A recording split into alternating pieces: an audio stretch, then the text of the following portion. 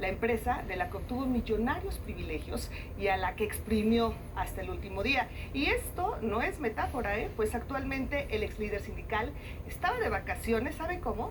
Con goce de sueldo por parte de Pemex y se incorporaría a sus labores hasta el 2024. Estos son los detalles de su ansiada salida.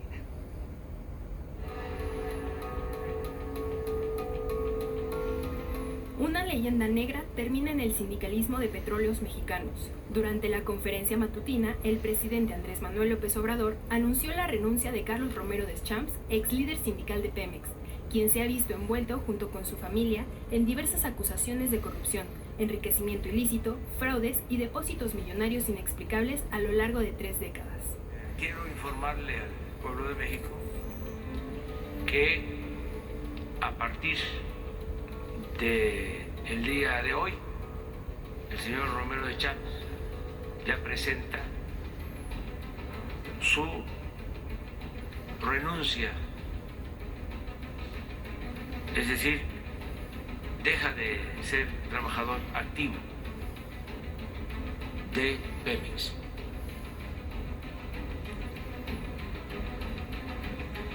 Eso lo hace por voluntad propia y también por un exhorto que le hicimos.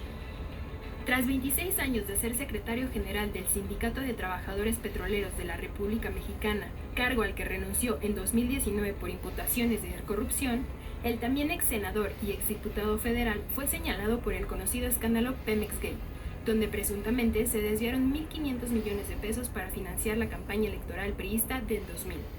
A su lista se agregan los lujos que tanto él y su familia exhibían, que van desde departamentos valuados en $1,5 millones, movimientos bancarios multimillonarios por parte de su hija Paulina Romero Durán y la adquisición de un yate en Cancún, así como el Ferrari que el ex líder regaló a su hijo, valuado en $2 millones.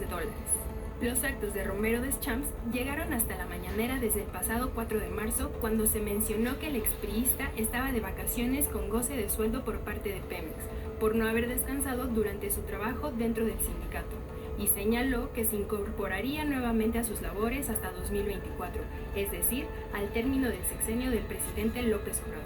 Y que de acuerdo al contrato colectivo tenía ese derecho de utilizar todas sus vacaciones anteriores, acumularlas, y que esto le permitía estar de vacaciones hasta el 2024, que aunque fuese legal, que así estuviese acordado en las condiciones laborales, considerábamos que era inmoral. 11 Noticias, Denise Mendoza. Y para entender más sobre este personaje, demos un recorrido por los actos que llevaron a este ex líder sindical a convertirse en un símbolo verdadero de la corrupción.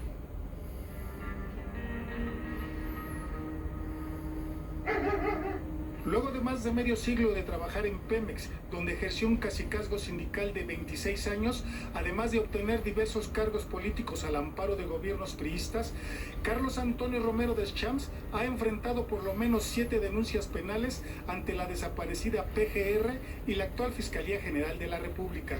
En medio del escándalo y un clima de impunidad, Romero Deschamps ha librado la cárcel pese a acusaciones y denuncias que han ido desde nepotismo por tener a gran parte de su familia trabajando en la petrolera hasta el probable desvío de recursos sindicales, enriquecimiento ilícito y operaciones con recursos de procedencia ilícita. Romero Deschamps llegó al PRI en 1961, cuando tenía apenas 18 años de edad, e ingresó en 1969 a la nómina de Pemex como trabajador activo.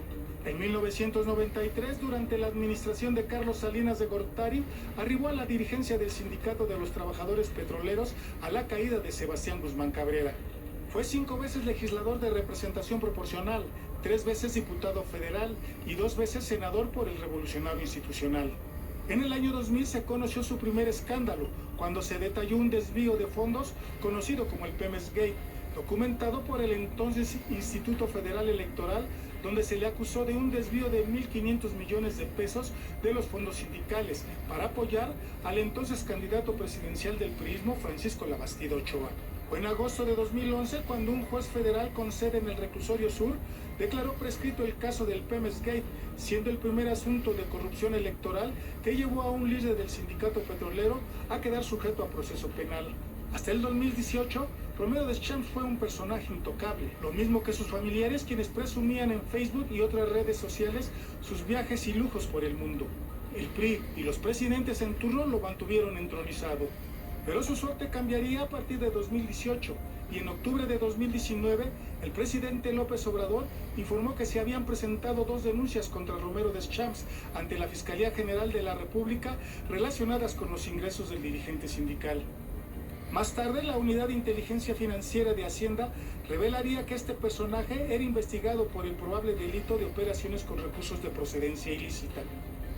Desde ese mismo año y hasta 2020, el opositor Frente Nacional Petrolero interpuso ante la FGR una denuncia por fraude en contra de Romero Deschamps.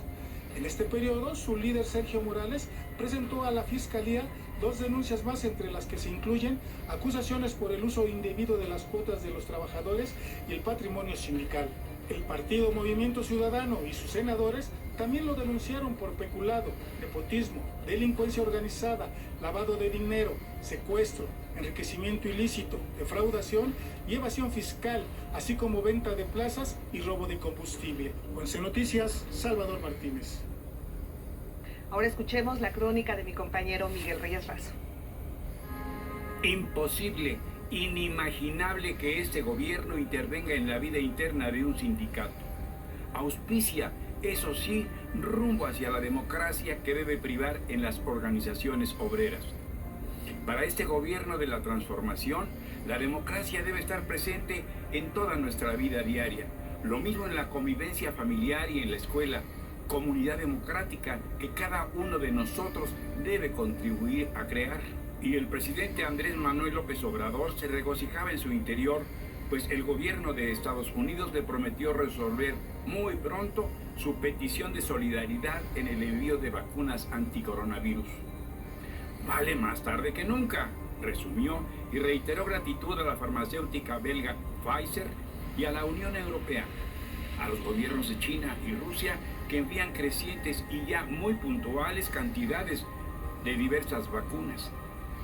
Fruto de ganarle tiempo al tiempo, observó el canciller Marcelo Ebrard, cuyas gestiones entusiasman al presidente López Obrador, que revela, si llegan esas vacunas tan anunciadas, con toda seguridad a fines de abril estarán vacunados los adultos mayores de nuestro país.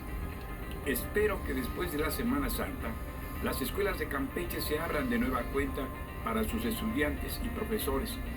Ya urge que los niños no sufran más atraso. La escuela es, a mi ver, una suerte de segundo hogar. Si padres de familia están de acuerdo y se vacuna bien en Campeche, a clases. Y López Obrador estimuló la memoria colectiva.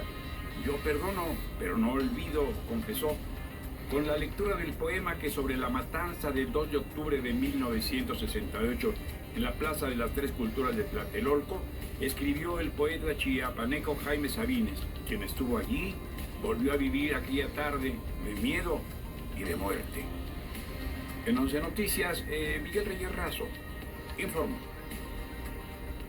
Y pasando a otros temas, el diario El País publicó un trabajo donde se detalla cómo la banca privada de Andorra servía como refugio de políticos priistas y empresarios mexicanos para ocultar fortunas multimillonarias. Vamos a ver.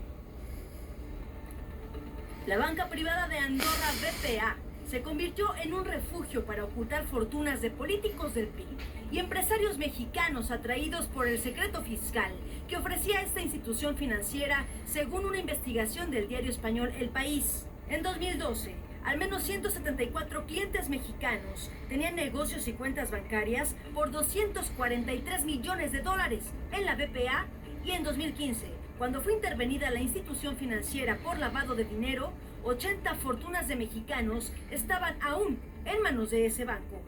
Según registros internos de esta institución financiera, 1 de cada 3 clientes mexicanos eran personas políticamente expuestas, etiqueta usada en el mundo financiero para identificar a personajes públicos susceptibles de recibir fondos manchados por corrupción.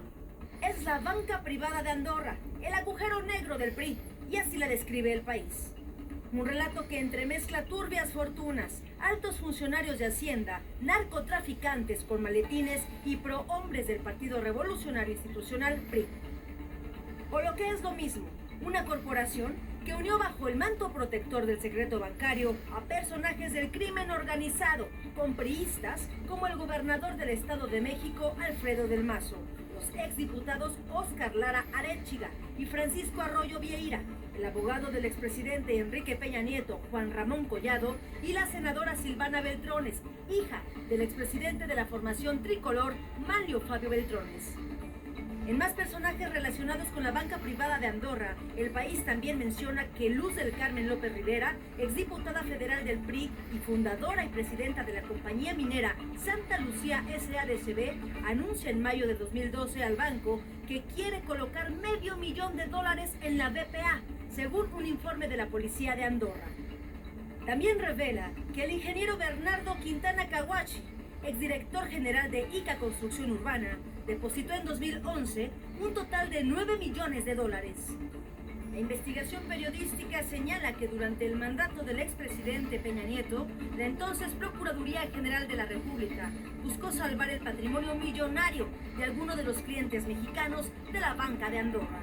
El diario español destaca que se archivó la causa de Juan C., abogado de Peña Nieto, que movió $120 millones en 23 cuentas entre 2006 y 2015. 11 Noticias.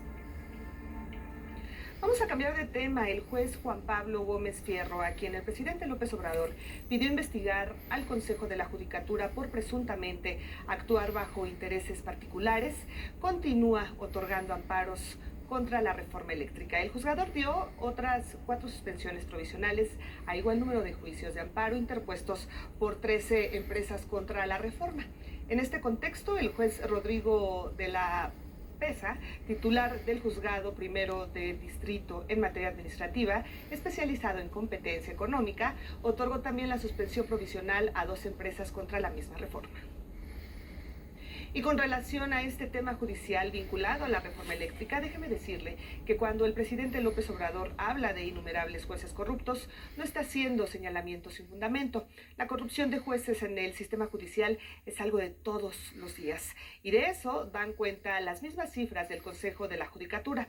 Solo en los 2 últimos años ha removido de sus cargos a 140 jueces y magistrados por actos de corrupción.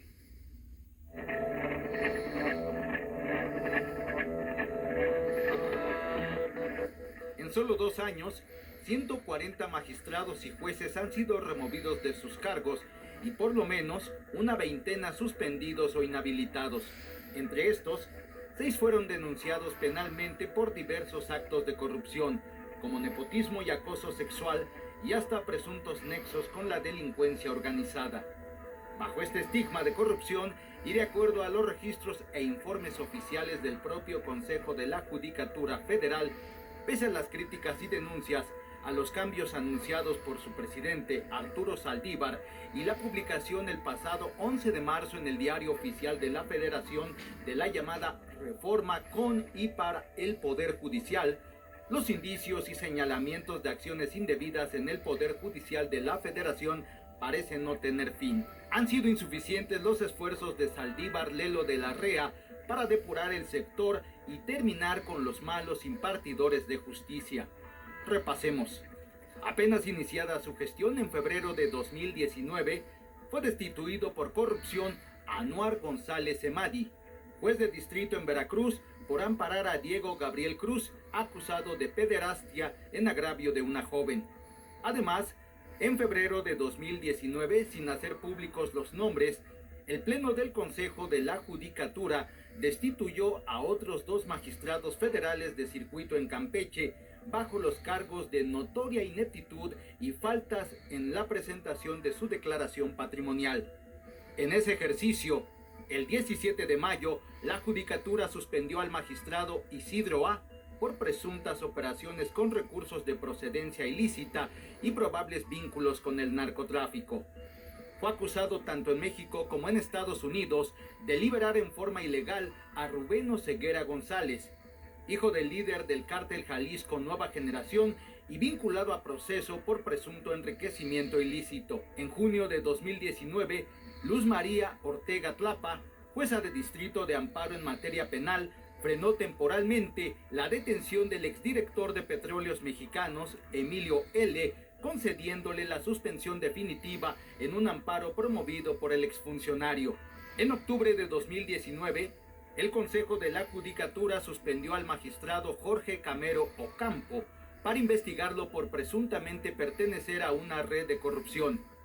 Era el encargado de revisar las suspensiones contra la construcción del aeropuerto Felipe Ángeles en la base militar de Santa Lucía.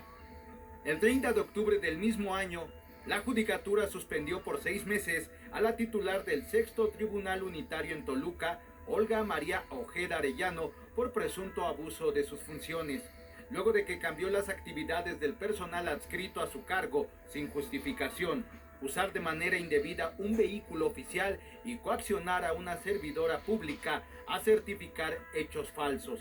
En 2018, estuvo involucrada en el amparo concedido a Celina Oseguera, exdirectora de Cárceles Federales, a quien se señaló de omisión en la fuga de Joaquín El Chapo Guzmán de Puente Grande, por lo que se le permitió enfrentar su proceso en prisión domiciliaria. En diciembre de 2019, el presidente de la Corte reportaría en su informe de actividades la remoción de 98 jueces por diversas conductas irregulares. Con información de Salvador Martínez, 11 Noticias. Ahora es momento de conocer más información relevante de nuestro país. En Oaxaca se registró un incendio en el mercado central de Juchitán.